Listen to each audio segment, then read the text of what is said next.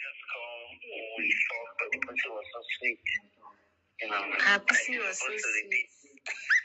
Hello there, my beautiful people. Now I'm gonna go straight to the point about this sex tape of Jane waiting on social media. The last video when I do, they say I hate Tonto Dike. So I will put this particular video here. Me na find out from my channel now 1 month ago. You know, say Tonto Dike relationship come aside 1 month ago, and so the saga. So when the relationship come up that time, I support Tonto Dike because I see say the thing they make her happy.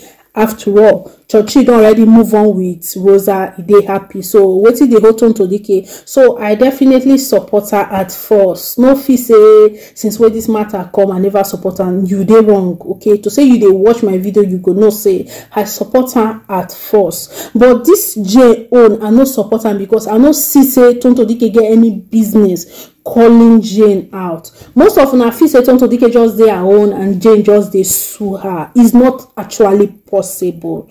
The person when you want sue must offend you or you must do something before you go fit sue her. Normal life. Now so it dey work. Now, when Tonto Dike they friend this program of a guy, they see women their sex tape or their sex conversation with this program of a guy. Be like Tonto Dike they see them. Tonto Dike no say this guy self they keep your own or the guy go later keep your own. But I believe say Tonto Dike do already see stuff them like that with her boyfriend. She no talk. When the boyfriend and her don't break up, and then she no call this Jane no, because when she don't hear this sex whatever discussion, she knows say na this Jane of a girl, except saying and Jane don't get problem when I no know of before. So I expect Tonto Dike, as he said this girl na small pikin, you go act like the mature person and call this girl say, see oh, I know say we will be women, maybe you don't do one thing when you know want make your husband find out and all that, or you dey see say this girl want to ruin her life, ruin her marriage, you call her in private or send her DM, you know, DM her privately and talk to her about her sex tape. Tonto Dike no take that move. Another move I expect Tonto Dike to take now to forever hold your peace. Do like say you don't know. After all, you say you see sex tapes, not only Jane but other girls. So you do like say you don't know, you don't see them. But Tonto Dike no do like that. Instead, Tonto Dike put up right up, say the boyfriend gets a girl sex tape, including this Jane. Come put Jane name out there for public, you know, post time. Small time at the same for Insta blog and the rest blog they carry say Jane sex tape with her boyfriend program.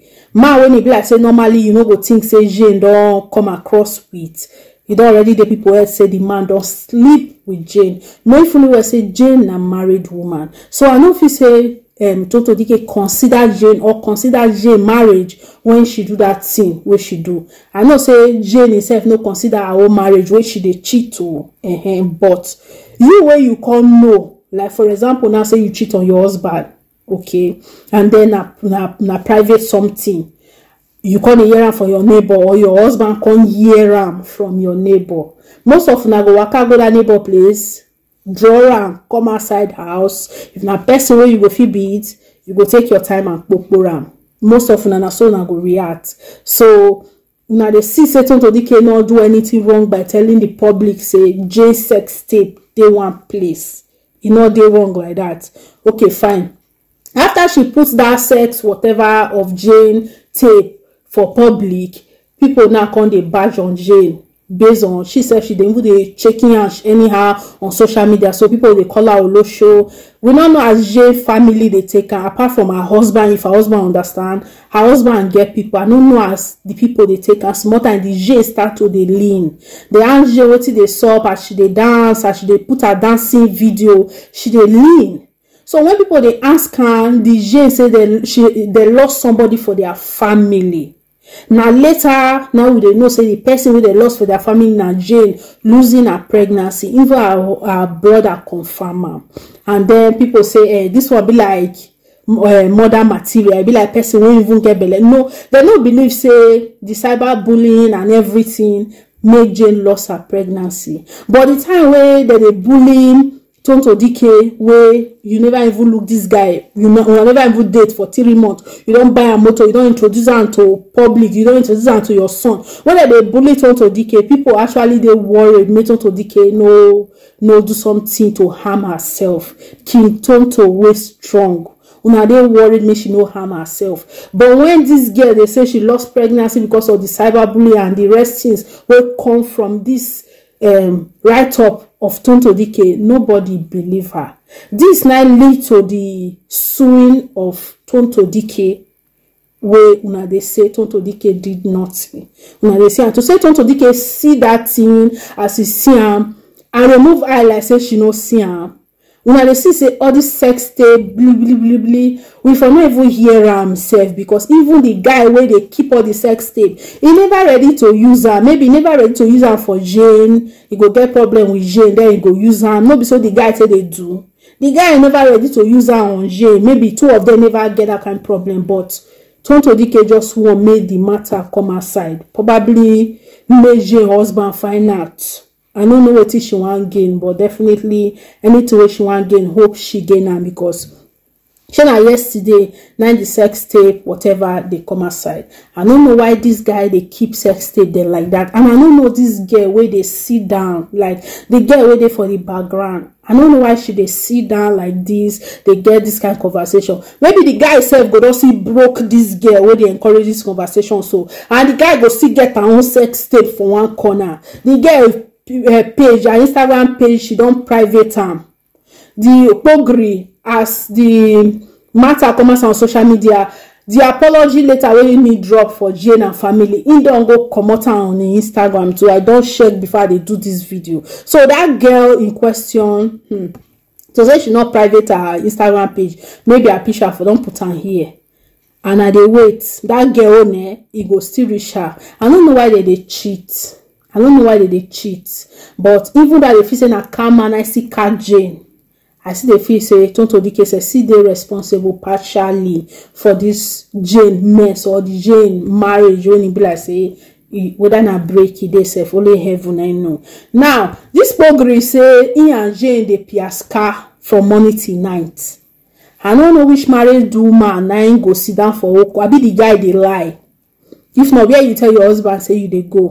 Which married woman get time to sit down for Oko from morning till night? Piaska, you tire, you rest, you eat, you continue. Which married woman, even though I say you know get picky, like which married woman get that time to the, and this guy, you go really do this thing with married woman and you go still get mad to talk am. What I understand, maybe na the time when Jane never married, because he dates this man for be like 9 years. Jane date her husband long before they marry, and their marriage na just a year and some months. 1 year and some months ago, now Jane and this guy actually finally marry. So maybe na the time when Jane and this her boyfriend where they are two they date, now this piaskaring of Jenny and Pogri take place, because Pogri talk and say even as he don't say, he talk and say as he don't say where he and Jane date reach, anytime when he think of Jane, Yoko still they stand. So he tell you now say he don't say where he and Jane date, and probably at the time where they date, now they say they do money till night piaskaring. So it's like at the time where Jane say they friend this her boyfriend, now this thing take happen. Whether na still cheating on your husband or na adultery, una go still call her. Anything when I want call her, make una call her. Jane wrong. Jane on her own probably now say she go don't know say she wrong. That's if her marriage never they catch fire or now, so she wrong. But Tonto Dike not be winner. I don't see Tonto Dike as winner. Say you actually they satisfied. Say this girl marriage want to crash, and all thanks to you. You threaten to bring the voice, whatever you bring them. I don't see Tonto Dike as winner. Hopefully what you do not come back to you. Hopefully you never make one kind of mistake once where somebody go bring back to you. More drop in a comment down below what you think. I will see you now for my next video. Bye bye. as we don't date stay rich. Each time I think of my prick the race, I get strong erection. Yeah, the girl don't do dirty sex. Different kind of sex. When we say she tell me say Prince, the fuck way you don't fuck me. My husband for 9 years, where they did, she never fuck me like that. Yeah. Me and Jay, we feed the house, we'll fuck from morning till evening. She know they tire. If we tire, we'll rest, we'll continue. Nah. I don't go wear blue and blue. Kai, they for really post you, cause say Prince went to his other girlfriend's shop opening. Before you know, I don't know why bloggers, I don't know where they gather news from, I swear. Before you know, they don't carry person matter. They post everywhere. And Tonto DK go come see and now come they say her.